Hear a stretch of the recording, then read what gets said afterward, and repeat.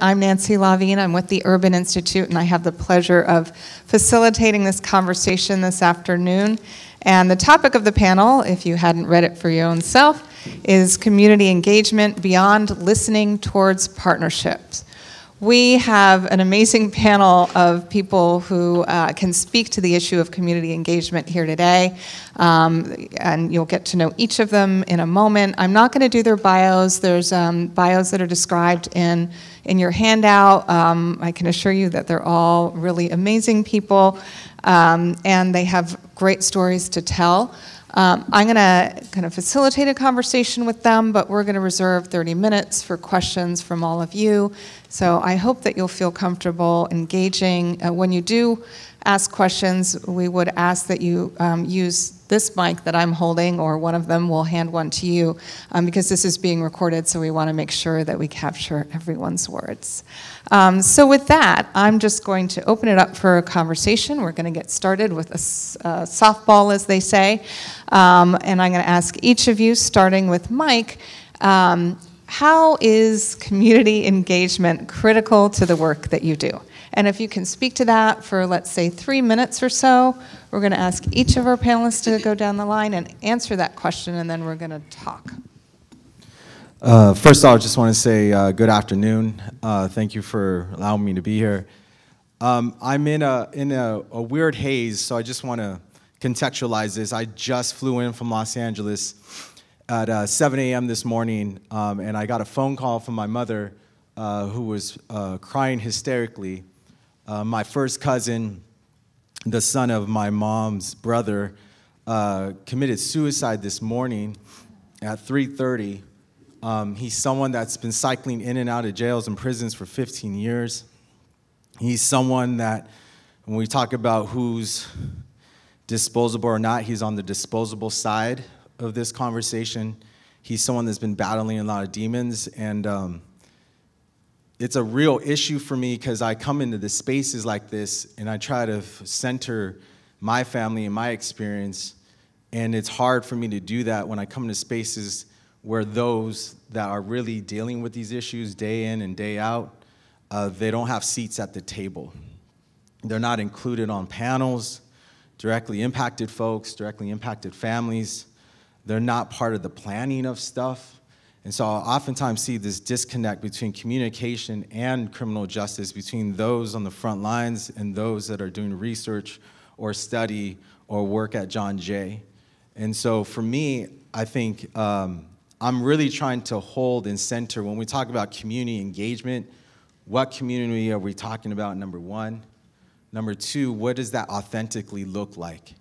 All of us, a lot of us in this room come with like a lot of privileges and power depending on what identities you embody. And there's just a lot of harm that the system is doing.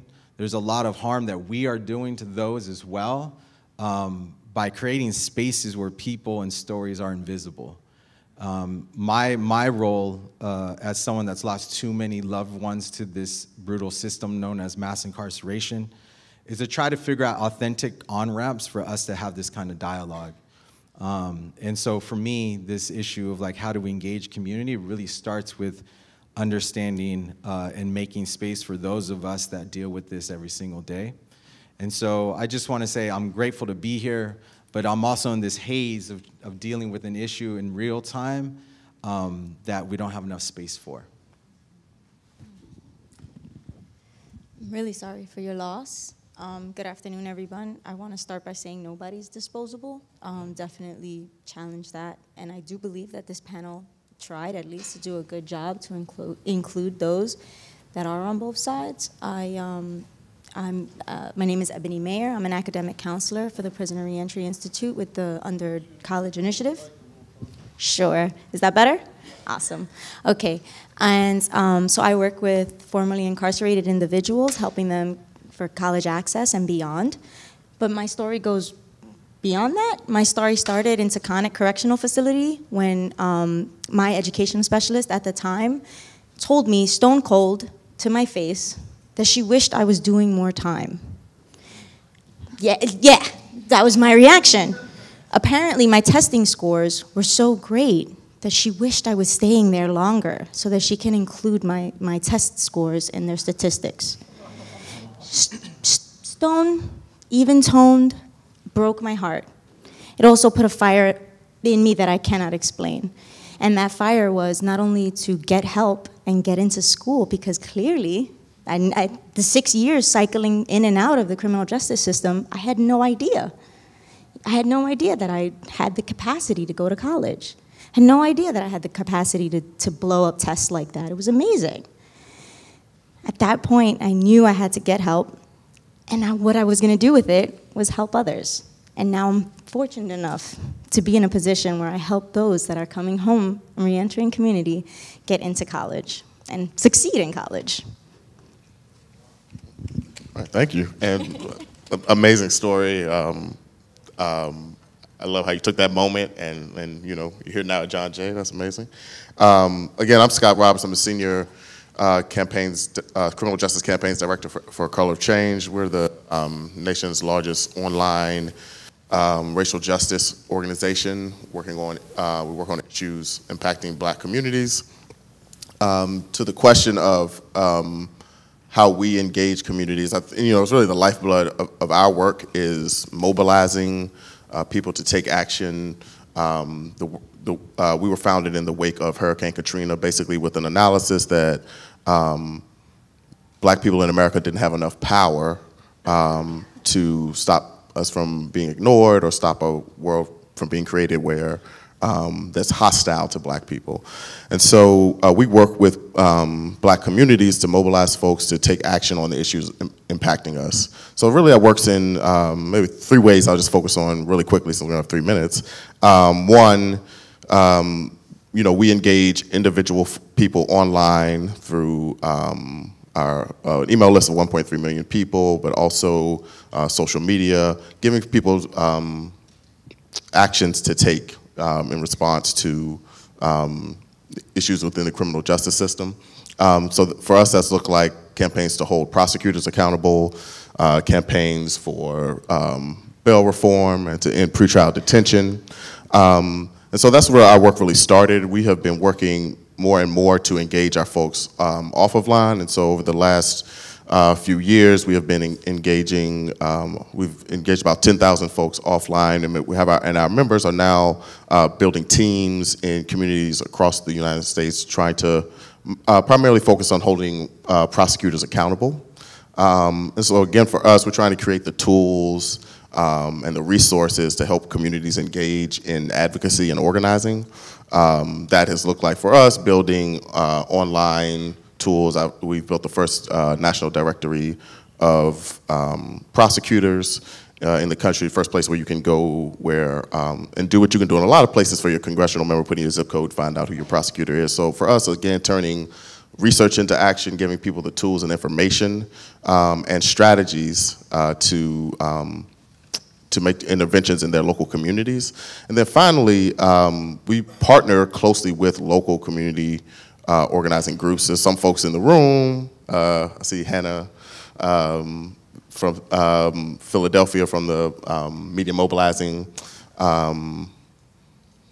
Project, right? Like it's never, you never know what that last word is.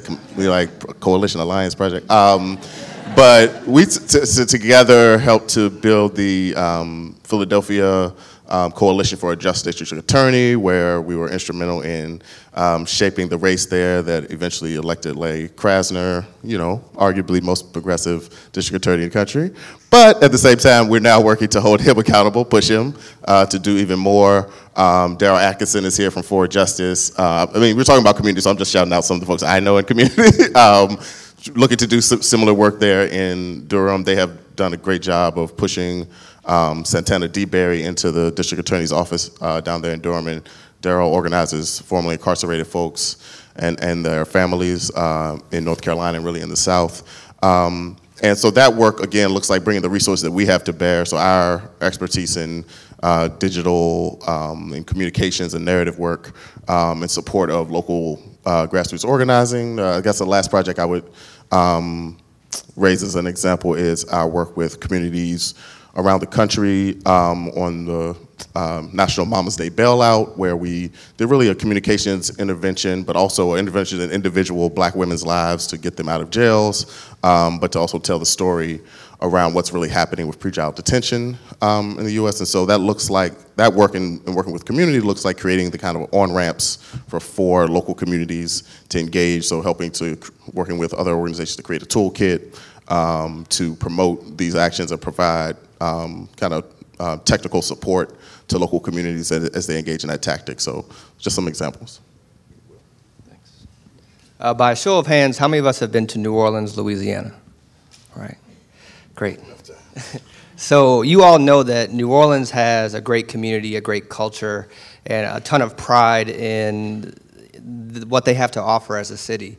I have the pleasure of working with the Vera Institute of Justice, directing the New Orleans office. And I first moved to Louisiana in 2012 as a law clerk for the Public Defender's Office, and chose to be a public defender in Louisiana because it's the prison capital of the world. Simply put, they're locking up too many Black people. As a public defender, over the 5 years that I got to stand next to members of the New Orleans community, I learned from them some problems that are going on in the criminal justice system. I was a participant observer of the injustices that members of that community were faced in a very, what I kind of deem to be a unique way of the criminal justice system in New Orleans. In observing those injustices, I was able to transition to Vera to be involved with how do we change policy of the criminal justice system? And some of the ways that we're doing that is we have focus groups. We've done a lot of work in the bail, fines, and fee space in New Orleans. There's been some great lawsuit victories, specifically declaring some of the practices of the judges unconstitutional and what they are or are not taking into consideration when setting bail. Before 2006, before Hurricane Katrina, the average monthly jail population of Orleans Parish Prison was around 6,500. Due to the efforts of community organizations, interested government partners, as well as Vera, the monthly population in August was 1,250.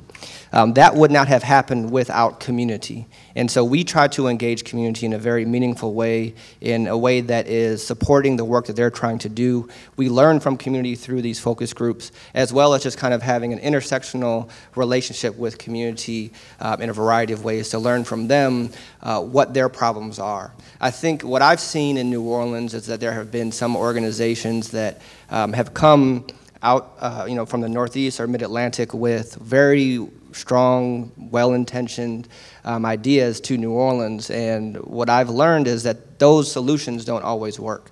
And those definitions of the problems locally aren't actually what the problems might be.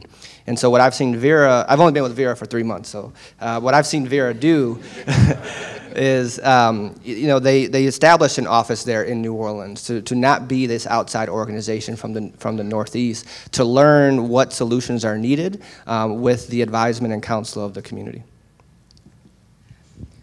I'm Lucy Lang, and I'm a career prosecutor. I handled some of Manhattan's most violent cases and have recently and excitingly been appointed executive director of the Institute for Innovation in Prosecution here in John Jay.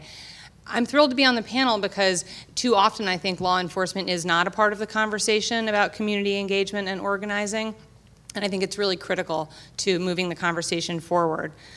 When thinking about why prosecutors have to engage with communities, it occurs to me first that it's our job, that the statutes that establish our offices require that we are part of prescribing conduct which threatens harm to individual or public interest, and that we are part of meting out the appropriate response, and that response include factoring in victims, families, communities, and the interests of the people charged. It's critical to doing the job because we need for people to trust us to report crimes. We need people to assist in conducting investigations and getting to the truth, and of course, ultimately, sometimes need folks to testify. And we know that the most victimized populations are also the populations who are most likely to come through the system. So It's very hard to talk in broad strokes about what prosecutors' offices are doing to engage communities. There are 2,600 elected prosecutors across the country, and some of the larger, better funded offices have units, and there are folks in the audience who can speak deeply about this, who are engaged in community outreach to encourage victim trust and participation in the system through town halls and community events and the like. But what I'd like to talk a little bit about is a project that the IIP is expanding that was piloted in Manhattan, and that's an effort to get the voices of people who are directly impacted to the table in discussions about policy. So at the IIP tonight will be the beginning of the second semester of a program that brings together assistant district attorneys here in New York City with incarcerated students at a correctional facility. And they'll spend the semester under the tutelage of a psychology professor and a lawyer studying criminal justice and developing policy proposals. It'll culminate in their presenting the policy ideas to local lawmakers, including the Department of Corrections. And this is just one way in which I think that it's really critical that prosecutors start to think differently about how they review their own internal policies, and that it has to be not simply with an eye towards securing victims' cooperation, ensuring that people report crimes when they're committed, but also making sure that we are humanizing and elevating the voices of people who go through on the other side. So I'm really grateful to be a member of the panel and be able to be part of the conversation. Thanks. Thanks to all of you. I should have mentioned earlier that I'm both a facilitator and a panelist myself, so I have a story to tell. And one of you all has to cut me off because I have the mic, and that's really not fair. But first, I just want to acknowledge your loss, Mike. I'm really sorry about your cousin. So I'm at the Urban Institute. I head up the Justice Policy Center. I'm in my 10th year in that role.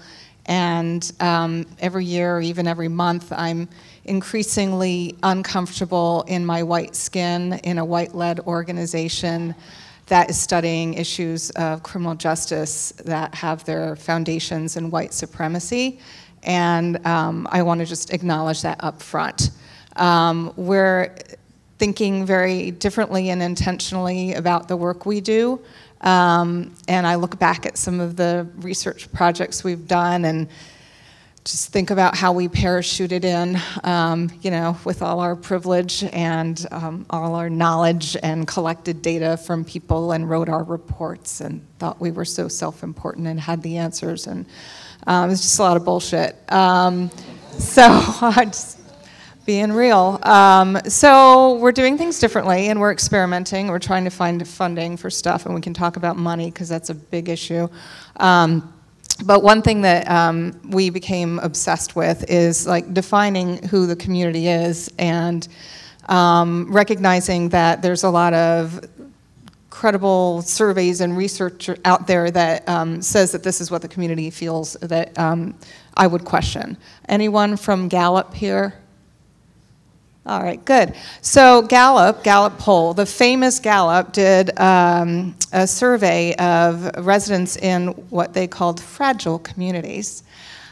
These are high crime, under-resourced communities, largely communities of color. And they asked them about a whole host of things, and one of it was around policing and public safety, and their big finding was that people in fragile communities want more police. And I said, you really need to unpack that. You need to unpack it because they're not just asking for more police, right? This is really complicated. And the reason I know that because we chose to do a similar type of undertaking, but we did it very differently. We did a participatory research model where we engaged people in these high crime communities of color and asked them what questions we should be asking of them about their experiences with the police and policing and public safety. We workshopped that instrument together. Together we went with members of the community to conduct those interviews door to door because we know that people aren't going to respond to a Gallup survey sent to them in the mail or get online and proactively fill out a survey. The findings that we came up with were very different, but probably not surprising to people in this room. I'll stop there, but I just want to emphasize that community means a lot of different things to different people. But I think when we talk about community, I know it's different for each of your efforts, but I'm very interested in learning more how you define community, how you know whether you're reaching the right people, and what challenges you face in trying to reach them.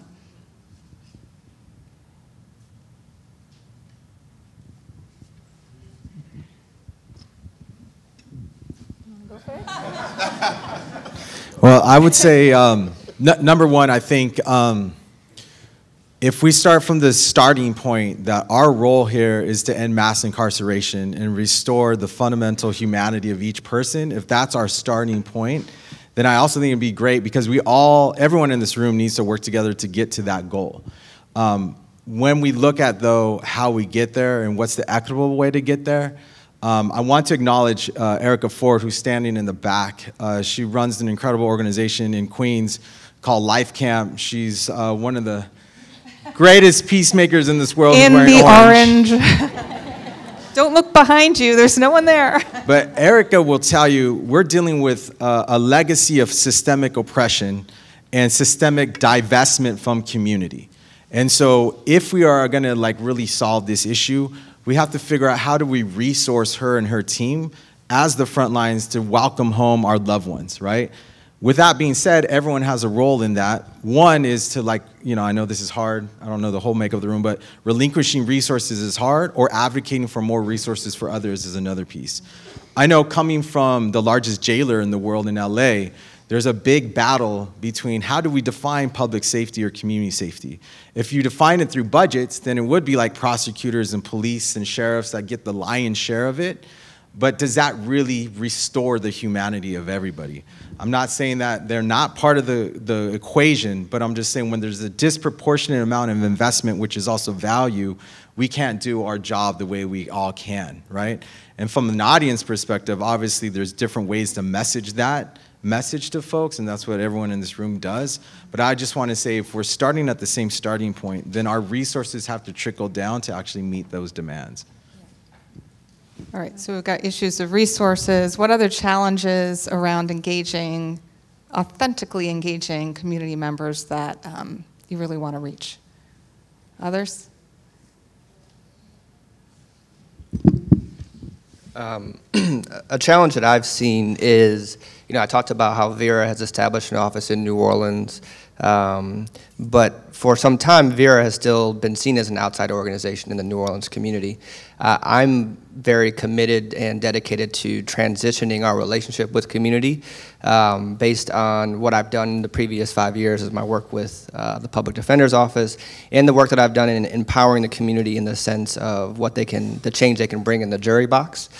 We have often had to have been mindful of not committing the same type of mistakes that I talked about earlier, coming in and saying, well, this is the problem with bail. This is how money bail is affecting your community. And when we've tried to do that, and we've been corrected and appropriately corrected.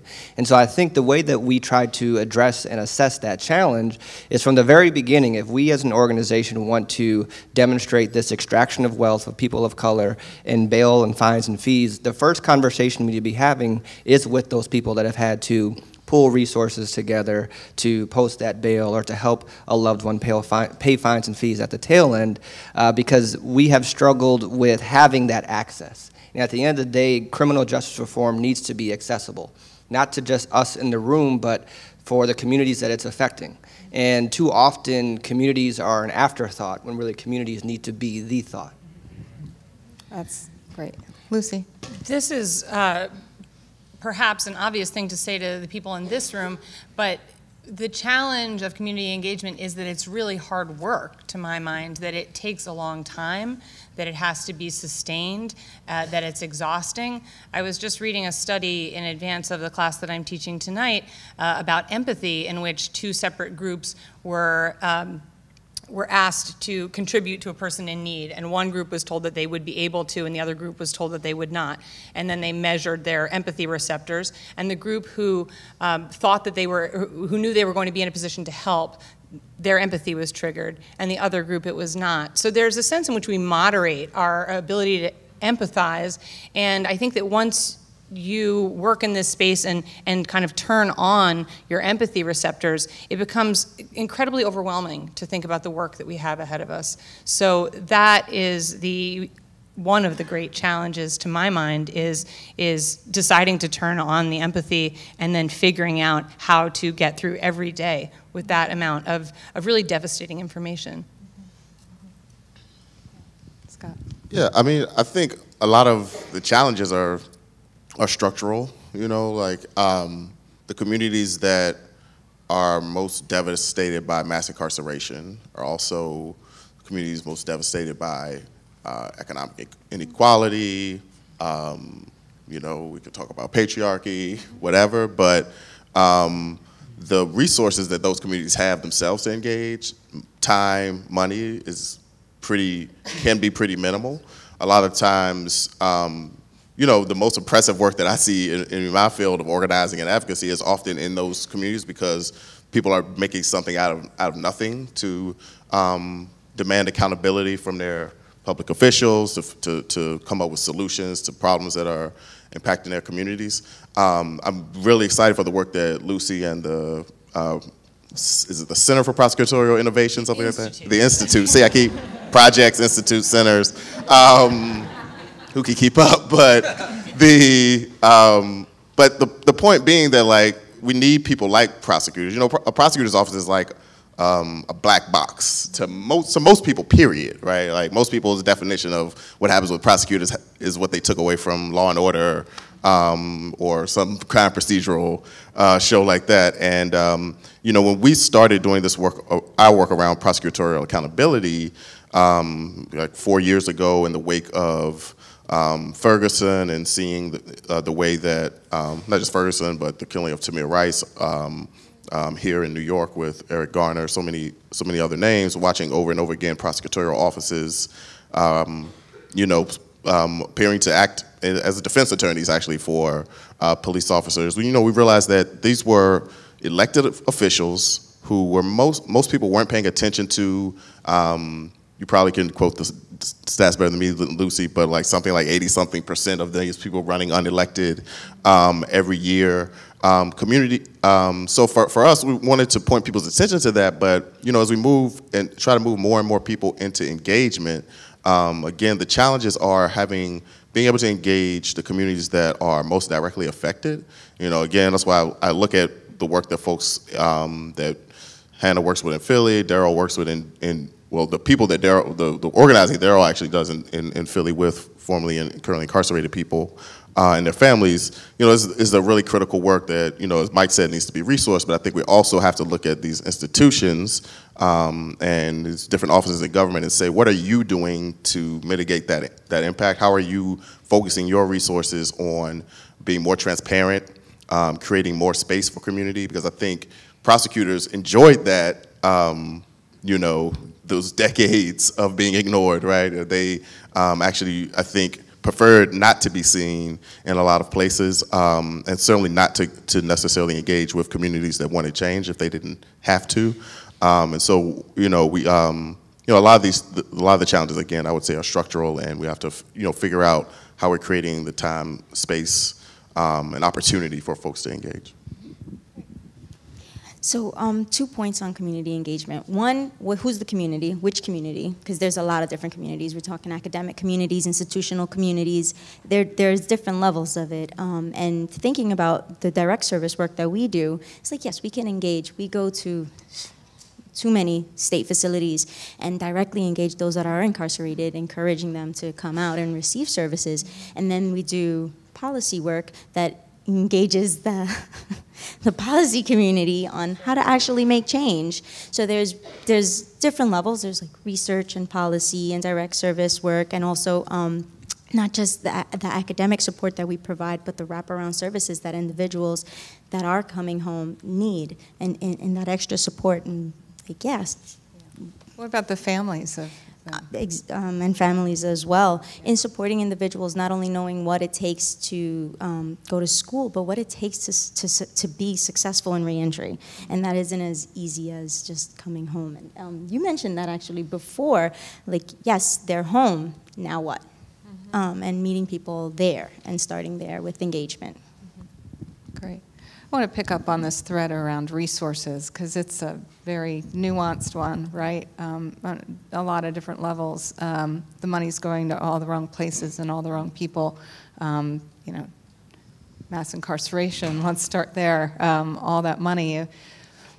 I'm old enough to remember, I don't know if others are, the seminal research done by Eric Cadora and in partnership with others, mapping out what he called the $1 million blocks. So looking at all the money associated with the share of people who are incarcerated from, you know, very, very small block level clusters in certain neighborhoods, and it's just millions and millions of dollars. And you know, if some of that money could be diverted elsewhere, what good could it do? How could it help the actual community members? So I'm interested in hearing thoughts about that and this concept of reinvestment that is beginning to take hold across the country, as well as more kind of micro-resource questions. Will, I know from our own work with focus groups, you know, we always compensate people for participating in focus groups, and we offer a warm meal. Do we offer childcare? Not usually. Do we make sure that we're doing the focus groups outside of work hours? Even if we did, our work hour notions are very different from other people's work hour notions, right? We're thinking about the 9 to 5. That's not real to people who have jobs, often multiple ones. So I think there's a lot of different ways that money comes into play when we're talking about community engagement. I'm just interested in hearing what others have to say about that.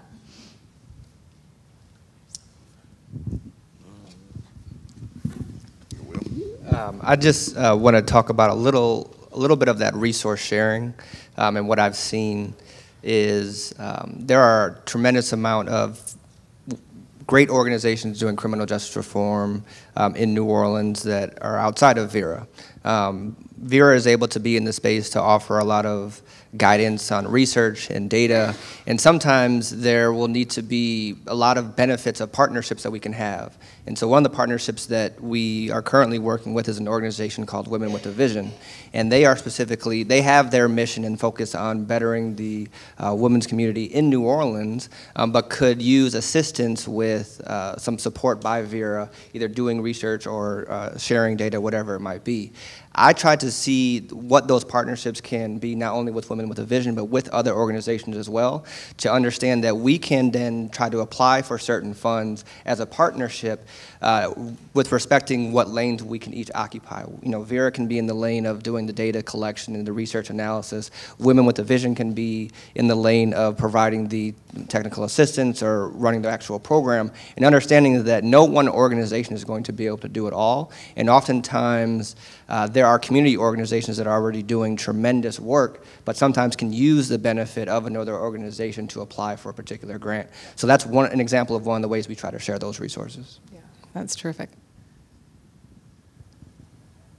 We did something similar in Austin, Texas with that Community Voices project on policing that I mentioned earlier, and then we teamed up with the Austin Justice Coalition, which is an advocacy group that's on the ground, and you know, shared resources and shared the role, recognizing that they had expertise that we didn't, but you know, we had the expertise around the data and the analysis.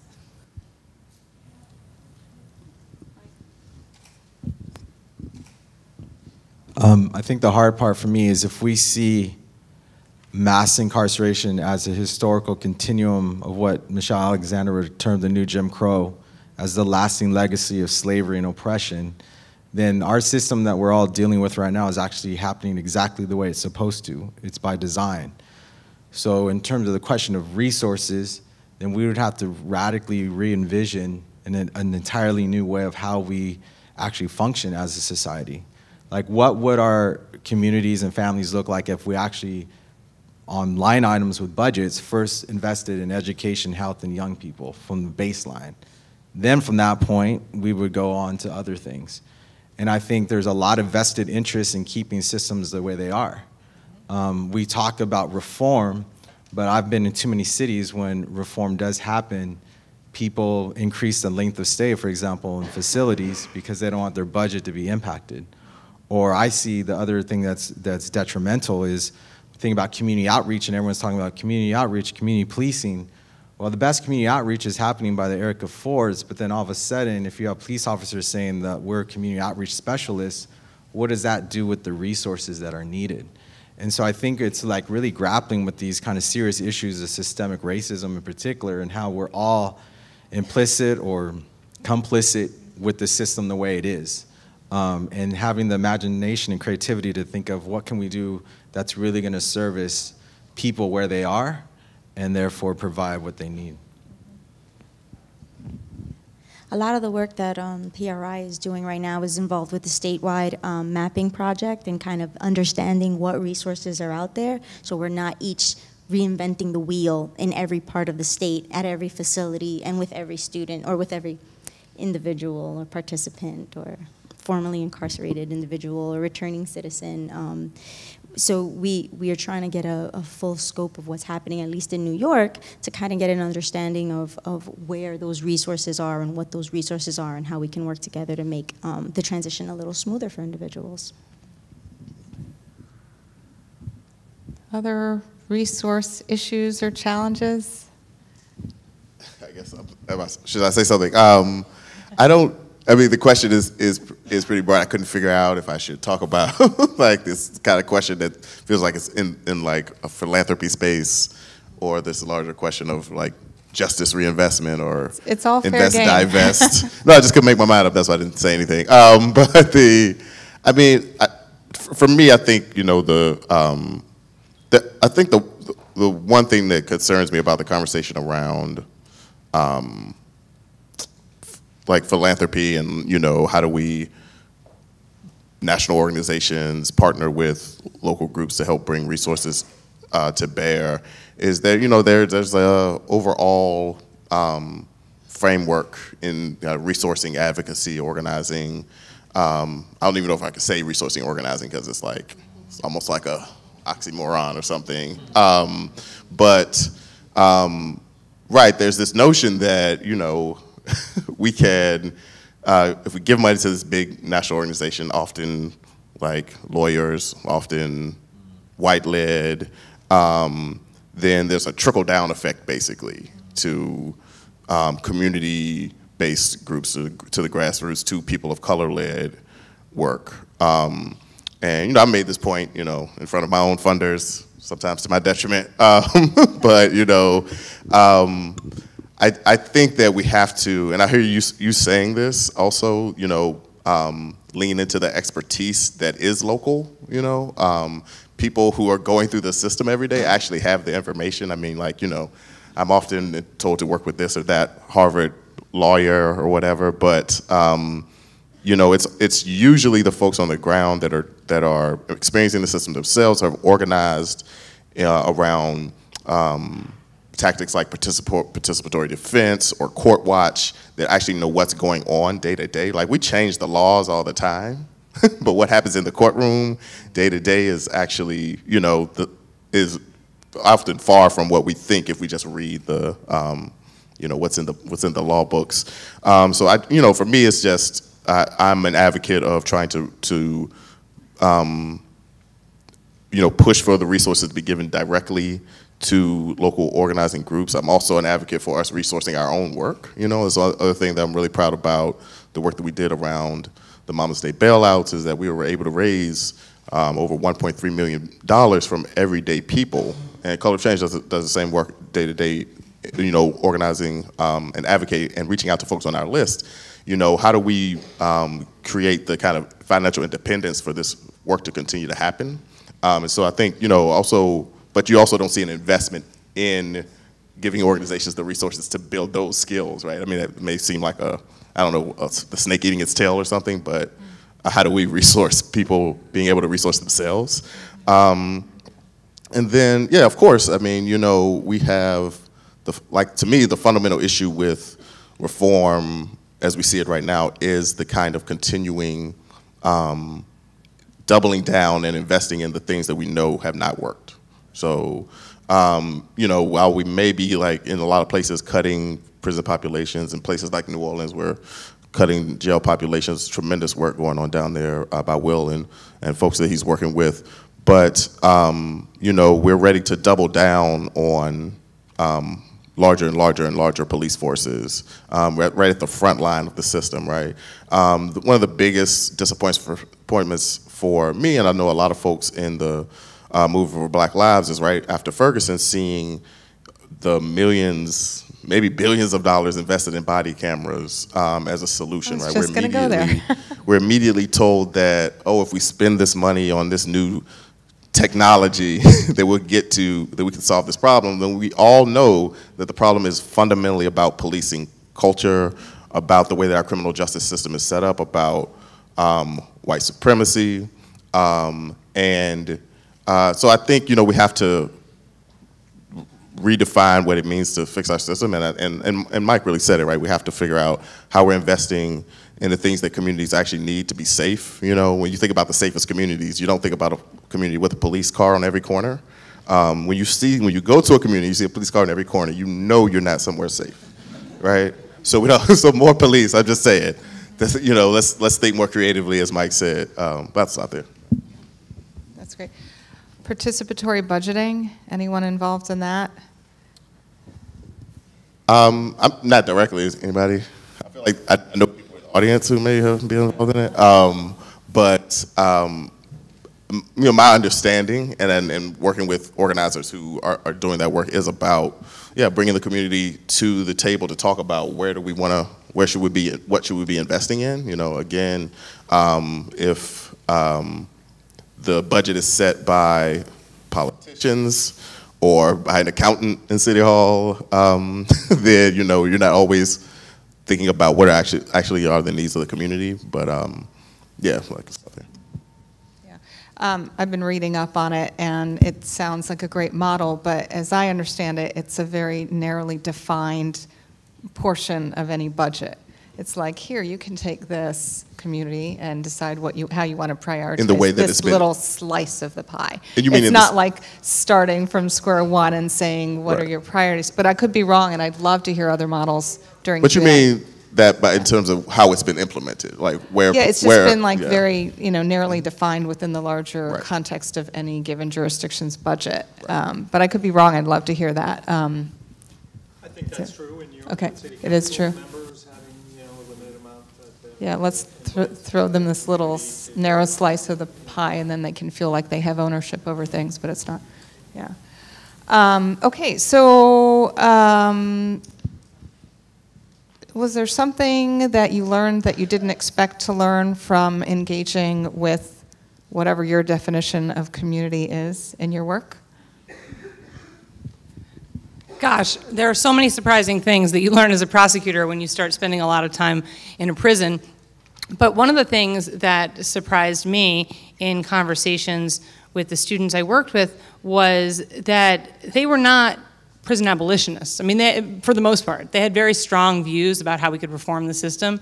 But in general, most of the guys I worked with said, I did this and some measure of punishment was warranted, but maybe not the amount that I got, and the experience has been really dehumanizing and horrible. So it's not like there's a large-scale abdication of responsibility going on here, and I think that that's something that is worth noting on the law enforcement side, that it's not that communities are saying, as I understand, we don't want some measure of accountability. It's that they don't want accountability that goes to the level of dehumanizing punishment. So that's a precarious balance, but it was really useful to me in thinking about how to frame the conversation.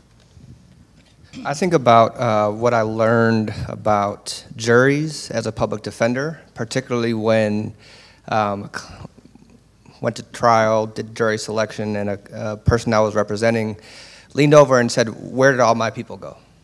and specifically was addressing the problem of a lack of diversity on our jury panels, not just a lack of diversity as it relates to race, but also a lack of diversity as it relates to ideology. And as a result of that conversation, I was able to start something called the Juror Project, which focused on increasing diversity of jury panels and improving people's perspective of jury duty. And learning from that person how they saw the problem that most of us in the legal world would attack on a back end through post-conviction relief or litigation, I was able to learn how to address a problem on the front end. And having conversations in communities about the importance of being in that deliberation room, of the importance of being in that jury box, to have that diversity represented, to have that community represented. When we talk about having a jury of your peers, that means the people that are actually in your community. And one of the problems that we have across the country, specifically in Louisiana and in New Orleans, we summon people for jury duty with voter registration and DMV records. When we do that, we are excluding 35% of the population. So how are we constitutionally giving people a jury of their peers? We're only calling 65% of them. And so I was able to learn directly from somebody I was sitting next to, having that access and that proximity of a problem that they were able to see, knowing that was going to impact the outcome of their case. I have to take 2 minutes to tell you about a problem that's going on in Louisiana as it relates to non-unanimous juries. So for those of you that have visited New Orleans, visited the state of Louisiana, if you are not from Oregon, when you came to Louisiana, you lost a little bit of a constitutional right to have a unanimous jury. So in Louisiana, if you have a 12-person jury and you go to trial, and 10 people vote guilty, and 2 people vote not guilty, the person will still be convicted and sent to prison. Everywhere else, well, 48 other states require unanimous juries. The federal government requires unanimous juries. But Louisiana, we haven't had unanimous juries since about 1890. And specifically, they were codified in 1898 at the Constitutional Convention when there were, when there were 138 white Confederate senators at this Constitutional Convention that were talking about how they were going to, this is their quote, maintain the supremacy of the white race. This is what it says in the Constitutional Convention transcript. And so if we look at that and we use that language, that's a white supremacist convention. We still have the product of that white supremacist convention on the books in Louisiana. It was designed in response to there being 400,000 African-American registered voters. They knew that these registered voters would now be able to get onto the jury. They knew that them on the jury would then disrupt their sense of convict leasing and every other scheme that was being developed with the criminal justice system. And so they didn't want those voices to count. In 1898, it was 9-3. It changed, now it's 10-2. That was in 1974. But over the last 6 years, 40% of the trials that have passed in the state of Louisiana, or that have occurred in the state of Louisiana, resulted in a non-unanimous verdict. 40% of those cases would have been hung juries in 48 other states. To date, we have had 12 people that have been exonerated that were originally convicted via a non-unanimous jury. So if we think about what that means, at the time that these innocent folks went to trial, there was either 1 or 2 people that voted not guilty, but because we don't require unanimity, those 1 or those 2 people were not able to prevent an innocent person from going to prison.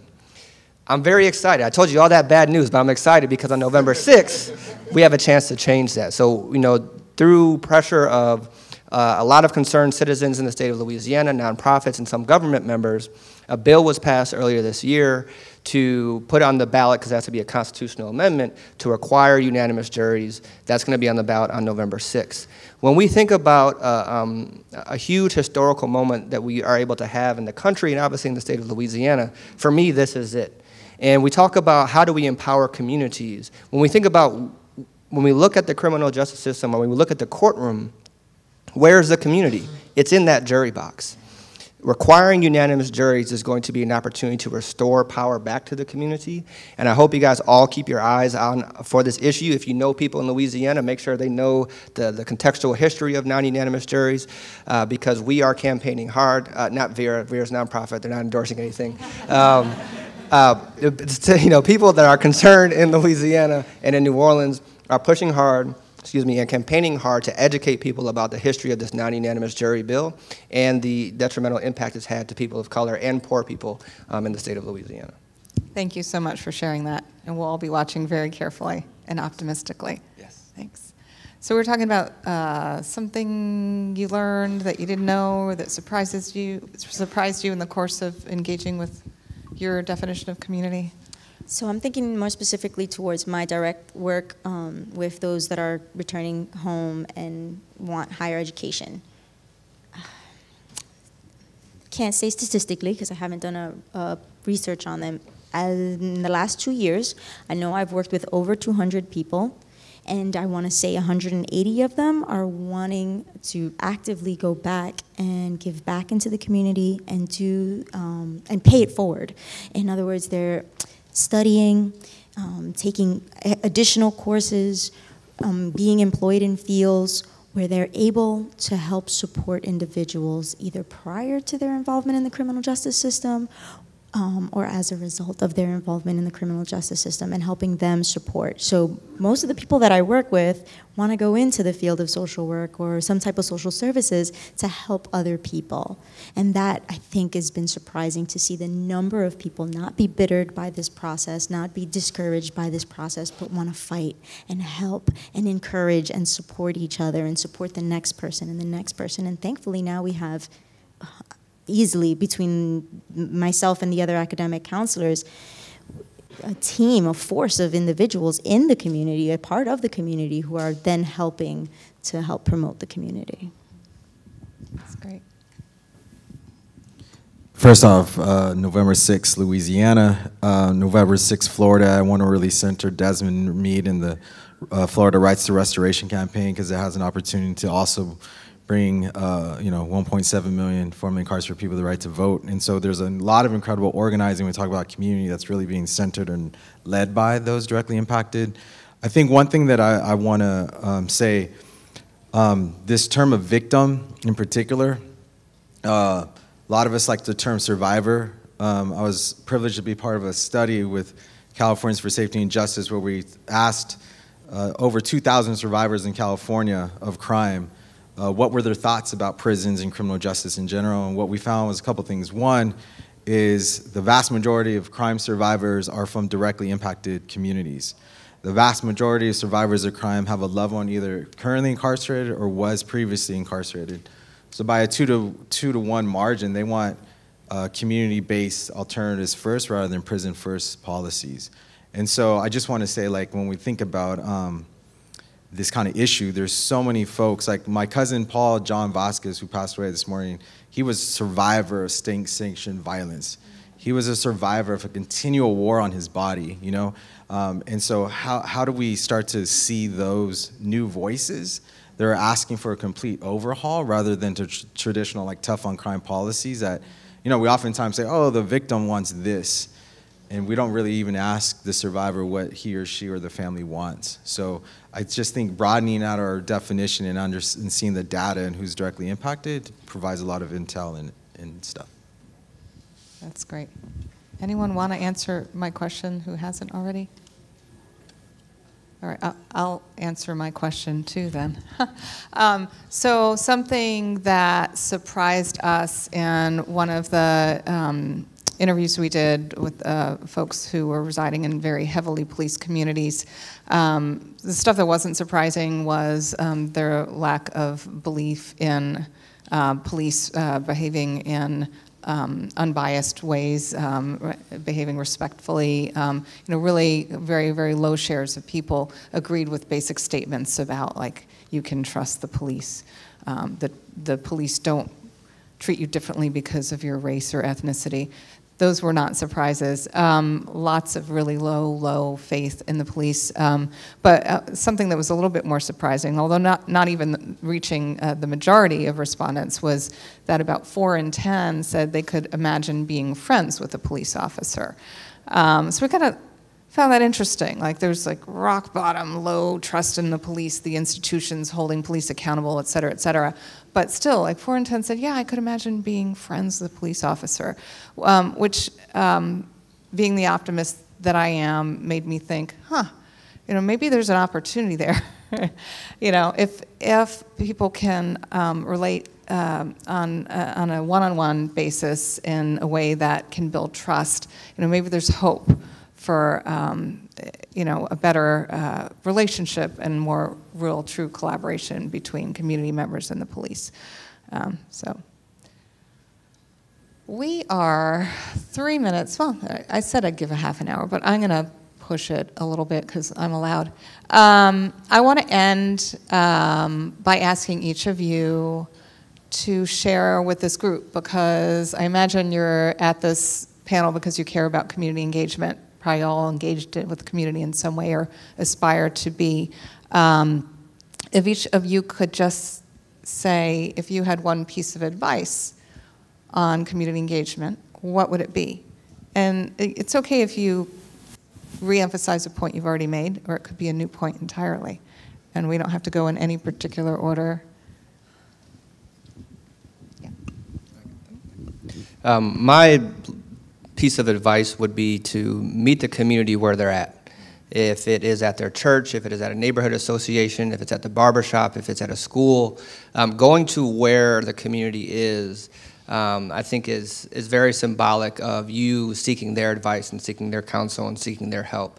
I'm not knocking events that we might hold at our own organizations for the benefit of community and inviting community in, but I just think that we have been able to have so much more access to community and to conversations when we meet them where they are a community. Physically. Physically. Yeah. Going to their spaces, respecting that space, understanding that space, and just being a student and a learner and an observer and just being thankful that they're opening your doors to gain that understanding. I want to highlight the importance of investing in the individual, not only getting the individual's commitment to becoming a part of that community or sharing in your community, but providing that individual with the space and the focus of growth and professional development. PRI is really behind the Credible Messenger. We want to encourage other people to do the same. The experience lies with those individuals, and not only giving them the opportunity to speak about their experience, but encouraging them, pushing them, and providing the opportunity for them to grow professionally as well. Yeah, I mean, I just would emphasize listening as maybe my one thing, right? Like, and maybe a trusting community. I think we should get creative with the ways in which we can collect data from community and listen to community. So, you know, I think sometimes we go for the superficial, like, oh, we'll have a listening session, like maybe a prosecutor's office, for instance, since I'm here with Lucy. Like, say, oh, let's have a listening session. We'll just host a thing and everybody can come out. But how do we get deeper engagement than that? How do we create also spaces where community are brought in? How do we hire people from communities that are most impacted by the system? How do we're creating things like advisory boards, how do we do that? You know, also, how do we create the spaces that are for community? You know, I see a lot of prosecutors as, you know, there's more attention being paid to them, creating, like, you know, we'll have an advisory board on this particular issue or something like that. And the board would be like half, maybe not half, like a third people from the community, a third like business people, and then a third would be like police, you know? And, you know, I just think that if we can create those spaces where folks are not competing to be heard, where they're being treated as the experts, as opposed to being a competing voice against someone who already comes to the table with authority and is a part of the institution and the system, and, you know, just create that room for communities to be heard, I think is a critical first step. The light bulb really went off for me in listening to the great Brian Stevenson talk about proximity. So I think that integrating proximity into the way that law enforcement does business is the only way to think about trying to solve these problems. To the point that Scott made about, you know, who's watching in the courtroom, the truth is not that many people. And so it really relies on creating a training infrastructure for young lawyers to be recruited and to go into that work, or for young people to go into police forces because they think that they could be friends with a police officer and because they see that as a place to elevate their communities. And training those people in proximity, because if you're in a courtroom and you've spent yesterday in a jail talking to someone about a book that you both read, it's a lot harder to ask for that extra 2 years when you have some measure of discretion. So Many of you will hear later from the wonderful Adam Foss about the training he's doing for the incoming class of rookies in Philadelphia.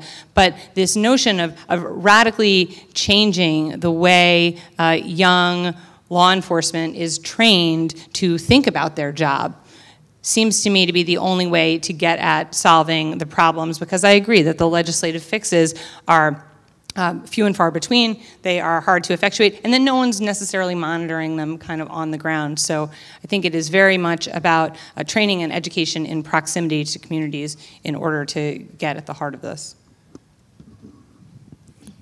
Three things. One, I just really want to thank each and every one of you for the work that you do. I think this work is grueling, like was said earlier, and we're not oftentimes appreciated, so I just, as a young Chicano boy from Oxnard, I just want to say thank you for what you do.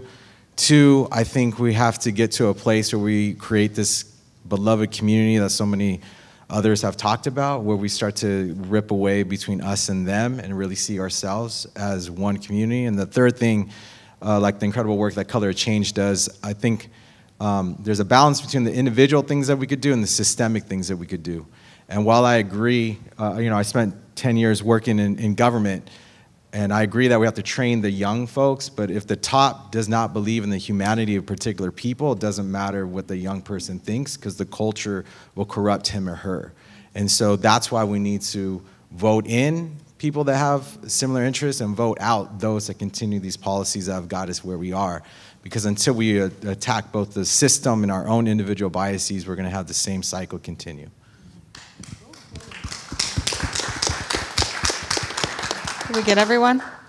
Okay, my advice would be compensate and don't tokenize. And I'm talking about a specific kind of community here that we often, I go to a lot of these types of conferences, and I was actually talking to some friends at lunch about this, that, the same few people who have lived experience with the criminal justice system are, asked to go from venue to venue, city to city, kind of representing their people, and are not even compensated. We know from the numbers that there's a lot more people who have experienced the criminal justice system and have a lot to say about it. And also, those people deserve to be compensated like everyone else. So now we have time for questions, contributions. Yes. Oh, you're going to pass it. Oh, thank you. All right. Please use the mic and let us know who you are and your affiliation. So I'm Julius Lang from the Center for Court Innovation. And thank you. That was a really interesting panel. And this is for Bill. You go by Bill? My dad does. I go by Will. Okay, sorry, Will. I figured there'd be He doesn't go. an interesting answer to that question. So this is really about community engagement in your previous job. And you touched briefly, I think it was you, talking about participatory defense. But could you maybe elaborate on that a little bit and just talk more broadly about the role of the defense bar in engaging communities? Thanks. Certainly. So I was a public defender with the Orleans Public Defender's Office for about 5 years. And I strongly believe that a public defender shouldn't only be having contact with the community they represent in the courtroom. They should be having contact with them outside of the courtroom, because you do represent the community, and to know who you're representing, you have to be engaging and interacting with them. Some of the things that were occurring in the office to engage in the community were a variety of Know Your Rights trainings. Specifically, the work that I was doing around with the Juror Project was to ultimately get the New Orleanians that would most likely be called for the jury to be educated about that process, to understand how there are systems in play that are trying to remove them from that jury box. One thing that I saw quite frequently would be a prosecutor asking, how many of us have had a bad experience with the New Orleans Police Department? And inevitably, a majority of black folks would raise their hand. One thing that is concerning about that question is that sometimes it can be used to remove those individuals with the bad experience with the New Orleans Police Department, and that sends a signal that that experience doesn't matter. that experience doesn't count, and that experience can't have any added value to that deliberation process.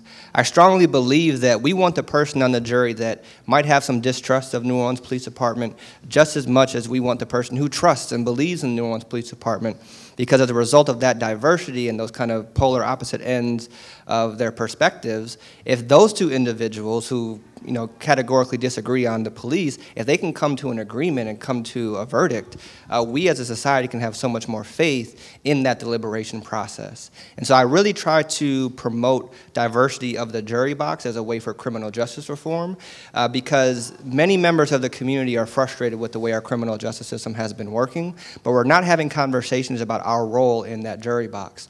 And so we created a jury duty unit plan for high school civic teachers to be able to teach their students about jury duty, knowing that majority of people in society have a negative stigma when it comes to jury duty.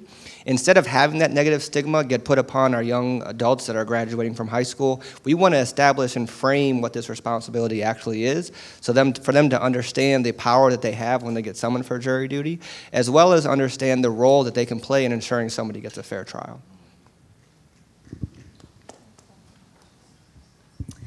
Thank you, Nancy and panel. Very enlightening. I'm Nikichi Taifa with Open Society Foundations, also convened the Justice Roundtable.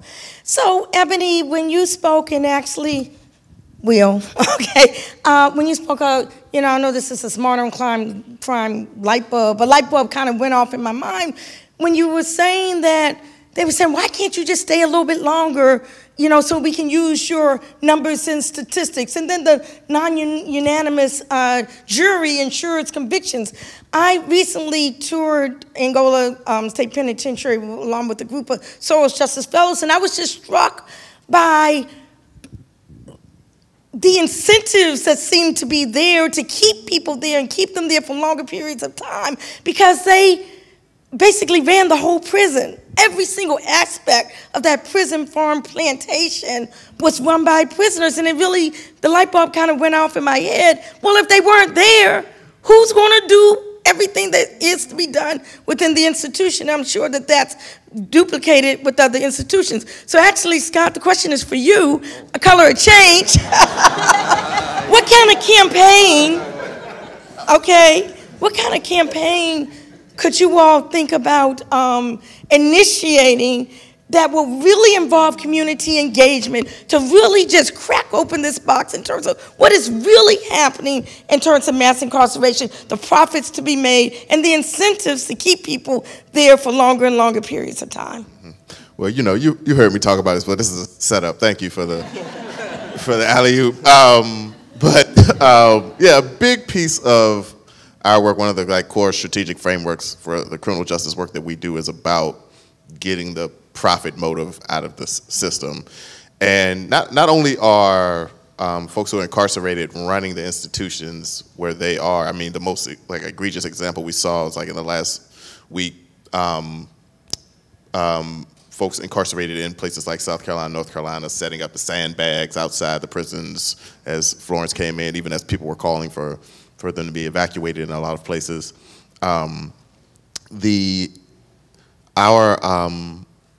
We often talk about prison labor, and people are always playing this game of whack-a-mole, which company are we going after?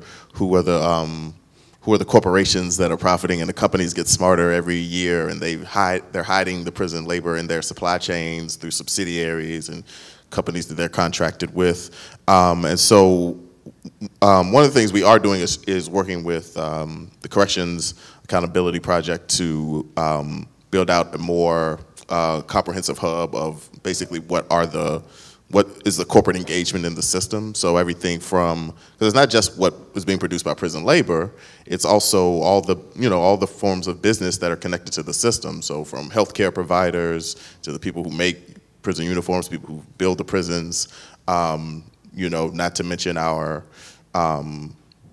corrections folks and some of the unions that they engage with, and who are sometimes allies, against maybe privatization, but sometimes when it's time to do reform or even close down prisons, we're seeing increasingly jails jails being emptied but not closed, because that would cause folks to lose jobs, right? Which, leaves the door open for them to be refilled, unfortunately.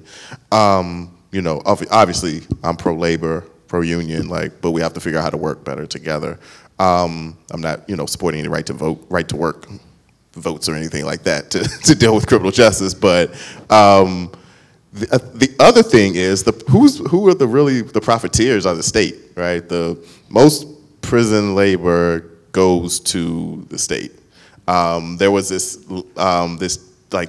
little excerpt that went viral maybe right after the election, I think, around Hillary Clinton's biography back in the day, where she talked about seeing prisoners working the grounds when she was the first lady of Arkansas. But mostly, you could pretty much predict that the desk in your governor's mansion, but also maybe the desk at your kid's school, was made by incarcerated people. In California, we've got people on the front lines fighting wildfires, but when they get out, they can't even get a license to become a firefighter.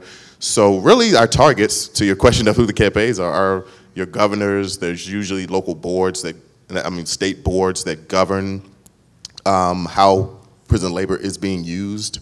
So I think in addition to the corporations, we have to start looking at the state and just looking at how we're each as individuals benefiting. Some exciting work is happening on college campuses, where college students are getting wise to the fact that the desk that they're sitting in, the bed that they're sleeping in their dorm, that they are themselves benefiting and privileged, because there's a whole other segment of people who are not getting the opportunity they're getting, are basically supplementing it with what's pretty much slave labor, right? So yeah, I think those are kind of where we have to focus that energy and some of the targets. Great question. Thank you. Can I just add something real quick? And understand I don't really know anything about running or designing campaigns, but one of the things that I've often been involved with is, unanimous juries aside, well, I got my Vera hat on now, so we oftentimes, you talked about going to Angola, and Angola is called Angola because that's where the slaves came from in Africa. It is still a prison plantation. They pride themselves on producing 3 main crops: cotton, soybeans, and corn. Right? You go there, you will still see people in the fields working. You will still see deputies on horseback with the shotgun. It is completely a huge time warp. When Vera sometimes will facilitate visits to jails and prisons. And it's conflicting for me because I don't want to provide this voyeuristic experience, right? But I also understand that it is our responsibility, and I've learned this from Professor Armstrong, who's a law professor in New Orleans, that we as a community need to know and demonstrate our concern about what's happening to people of our community that are being incarcerated. And we need to bear witness to understand what the injustices are actually looking like, to figure out what the solutions are going to be. And so going to jails and going to prisons to learn about those conditions, I think, can be a campaign, like an educational campaign. Oftentimes there are people in our communities who think about the criminal justice system and it's far away, it's distant, it doesn't touch them because their family isn't involved. But it is affecting our community, and everybody in our community can be impacted by this criminal justice system. And if we want to make sure that our communities are getting better, we need to be very concerned about what they're being exposed to when they're taken away. Appreciate that. It reminds me, this is the other thing on this question. Your comment about prison visits. I made my first prison visit when I was in the 4th grade, a tour of a prison, and as opposed to like visiting a family member, so I just want to clarify. I'm from a prison town, basically, place where in the 90s manufacturing disappeared. We lost the chicken plant, the beef processing plant, the lumber yard, and what we got was like 4 prisons to replace them. And this is critical, right? Again, a lot of these issues are structural. What can we do to replace the economic benefit in a lot of small towns, rural areas, like where I'm from, to make it, so these communities can rebound if we're doing reform? I feel like that's really critical. And when we talk about who's profiting, right? Like, unfortunately, a lot of I sometimes tell a joke that's like, you know, where I grew up, most of the guys that I grew up with are at the prison every day. They either work there or they live there, right? And, you know, when a community is that deeply tied into the criminal justice system, right, even, you know, it can be very difficult to envision something different. I think, like, we really have to think a lot bigger and think about who's all impacted by reform as well, as we think about, you know, who's profiting in those questions. I have a question. I'm Ashley with the Leadership Conference. We are a national organization and try and be really intentional when we go into communities and resource local groups. And so this is not a specific criminal justice issue, but more a question about sustainability. After the 2016 election, heard a lot of funders, heard a lot of people talk about, we gotta go in the states, gotta go in the states, gotta go in the states, because all power was lost in federal government. And I'm wondering, you know, as we approach the midterms and the conversations start to turn to 2020, if you all are hearing conversations about people potentially pivoting back and not still being interested in continuing to resource state and local groups, and how we can be intentional about not letting that happen.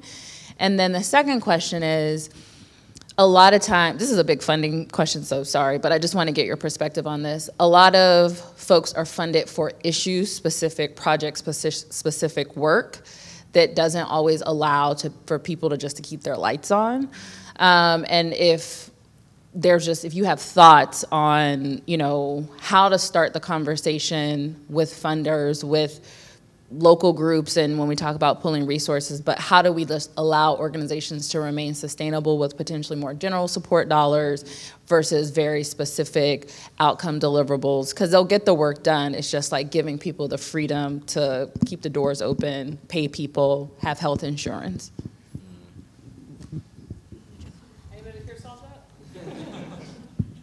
I think some of the most incredible organizing that I see is happening on local levels around like prosecutors, state levels around these ballot initiatives, you know, Ohio, Florida, Louisiana.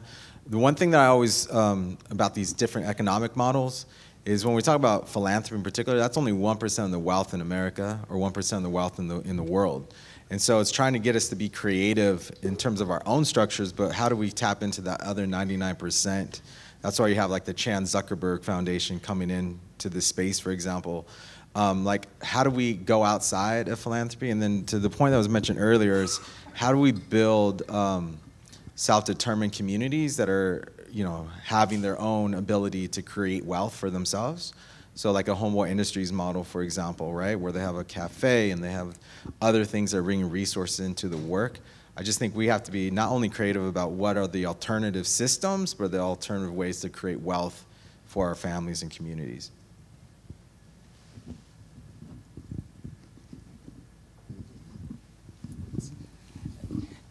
The IIP is kind of in startup mode, so I can't claim any real expertise on this. And to that end, please follow us on Twitter and Instagram at IIP_John Jay. But I think that it is worth framing this outside of just criminal justice, because that is such a hot topic, and there's such buzz around funding criminal justice reform right now. And we know in the history of philanthropy that those kind of bubbles don't last indefinitely.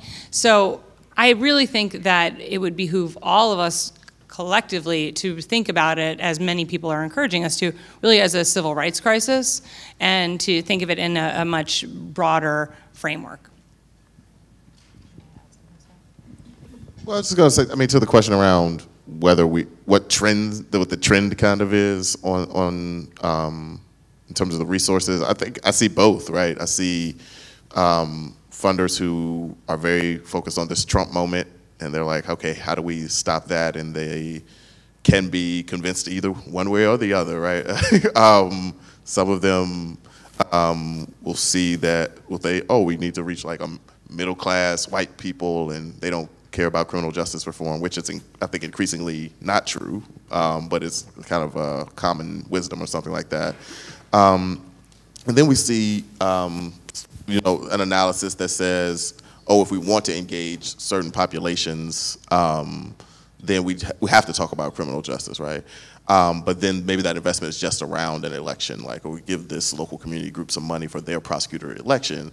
The problem there is, what are they going to do next, right? You can create the environment, whether you're doing direct electoral work or issue advocacy for a more reform-oriented person to take office, whether it's a prosecutor, sheriff, judge, mayor, whatever. But my experience is that that's only step one in the process of getting change, right? And so if we only invest in kind of these electoral strategies, then we miss the opportunities to change. And I think one of the things we learned doing that work in Philadelphia around the district attorney's race there is that you have to be ready to hit the ground running immediately in terms of being able to hold these folks accountable, even if they're your friends. And oftentimes the resources are kind of a wait and see game. Okay, you guys did that thing, but like, can you actually do the other thing that you want to do? Let's see if you can do it. And then we got like a chicken and egg situation, right? So yeah, I think we're kind of seeing it all, and I feel like what our takeaway is at Color of Change from the electoral work that we've been doing in our criminal justice work is that these are issues that can help us in both ways. They can increase civic engagement in certain communities, especially Black communities. When we're talking about these issues, these are the issues that are often top of mind for our communities, and they often don't feel like they're being spoken to by people who may be running for other positions or by the party infrastructures or what have you. And so, I think the real key is hitting that sweet spot where we can be educating folks on the critical issues that we care about, but also making sure that people are engaged in the democratic process and have a long-term plan for how we resource, accountability work with elected officials. I think we have time for one more question. Oh, I'm here. No worries. My name is Melvin Washington from the Vera Institute as well. So on this spectrum of engagement, like as the title suggests, there are gaps between outreach and listening and actual partnership and collaborative decision making. I feel like we've spoken a lot about the outreach part, how to talk to folks, how to conduct research and the like. I'd be interested to hear you all's perspectives on the vehicles for partnership, so like community advisory boards and the like. And that being said, with an understanding that just because the board exists, right, that doesn't mean people have to listen to it or do listen to it or that it has influence. So I'm particularly interested in you all's thoughts on how to design those boards and different governance structures to make sure that when folks do decide to take the time out of their day to provide their expertise to policymakers, that they're actually listened to and that they actually do informed decision making.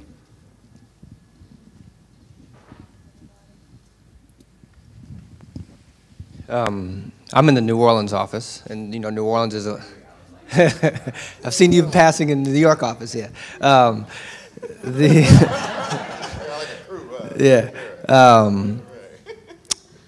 A community advisory board is something I'm very interested in establishing for the New Orleans office, largely to that point of New Orleans is a very small city.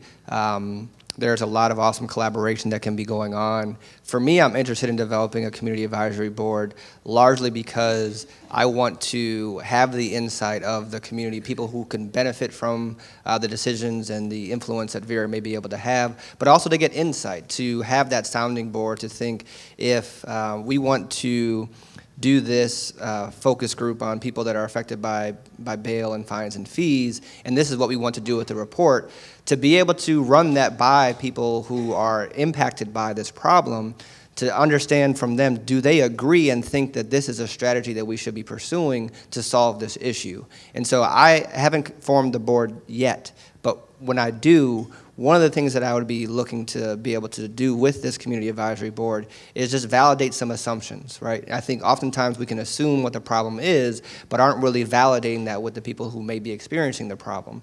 So being able to validate assumptions and test some ideas and potential solutions that we think are going to work, to understand how it's going to impact the community, because oftentimes there will be ways that impacts are created from the reports that we're generating or some of the programs that we're helping run, not knowing what those effects are from the very beginning. And to get that insight from the planning stage, I think will much more help me and the folks in the New Orleans office to have more meaningful impact. I just want to push us to be more imaginative. If we really believe that those closest to the issue or closest to the solution, then I would say any kind of board has actual real authority and decision making. So what would happen if Vera actually had not an advisory board, but a board that actually looked at budgets in that particular community and decided like strategy? What would happen if these police oversight commissions actually had subpoena power and actually had other things rather than just advisory? Because if we really want to get to the systemic issue, then we have to actually put the power in the people that actually know from lived experience how to move forward.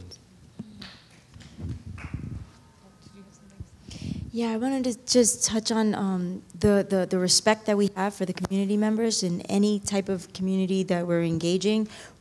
Off the rip, they should know that they are respected and their voice is respected, but what's going to happen with that voice, right? So like, yeah, you're here, but now what? Now what is the meaningful, the meat and potatoes of the conversation, and where is it going next? So including people in that part of the conversation as to who's hearing the outcome, what's really going to happen, and follow the trail of what this meeting, what the outcome of this meeting are, may lead to better engagement. And I guess the only thing I would add, and I'm no expert on this topic, is just, you know, again, getting back to the definition of community. If you just do a call for any community member to put forth their name to join, you're not likely to get representation from people who are experiencing all facets of the criminal justice system, or, you know, often the worst aspects of under-resourced neighborhoods. So, you know, I don't know if you could do something where you divide up the community into quadrants or zip codes, or I don't know what the geographic unit is, to ensure that you have representation. Anyone else on that? Well, guess what? We're right at time. So I want to thank our panelists and thank the audience for a great discussion.